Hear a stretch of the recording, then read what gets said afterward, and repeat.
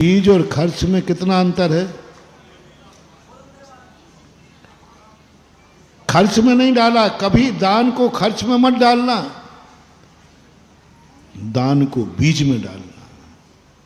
और बीज किसान करता है, शक्ति नहीं होती है, भूखा रह करके बीज सुरक्षित रखता है। बीज राख फल भोगवे, ज्यों किसान जग माहि, त्यों चक्री सुख नृप करे, धर्म विसारे।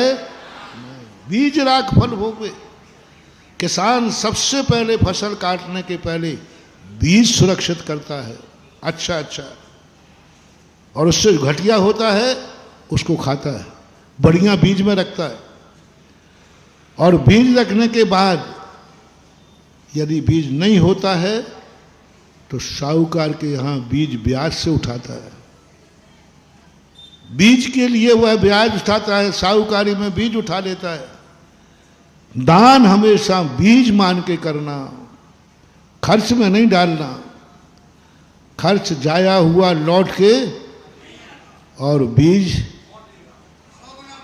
नियम से कहीं जा ही नहीं सकता। क्योंकि दान की परंपराएं इसलिए नहीं की जाती है कि भगवान को कुछ चाहिए है। मैंने पहले ही कहा, भगवान इसलिए भोग नहीं लगाता कि वो भूखा है। सुदामा के चावल खा गए श्री कृष्ण बड़ी सभा में, और ऐसे खा गए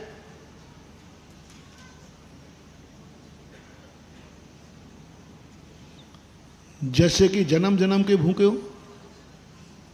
इसलिए नहीं खाए थे चावल उन्होंने कि वो भूखे थे, इसलिए खाए थे भगवान ने चावल कि सुदामा को अमीर बनाना था।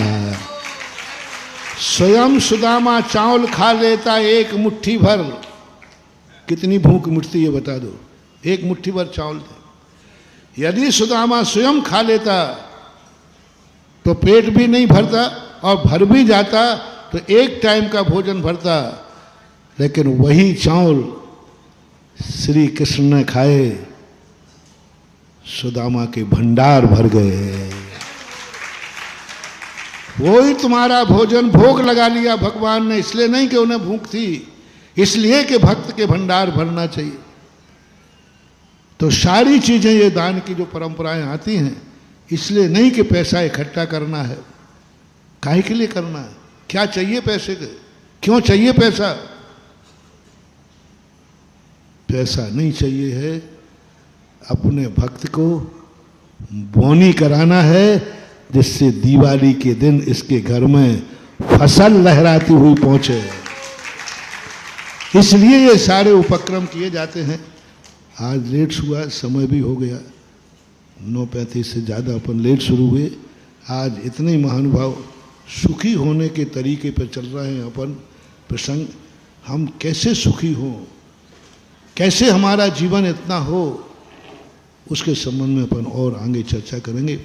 बाकी कार्यक्रम दोपहर में क्या है।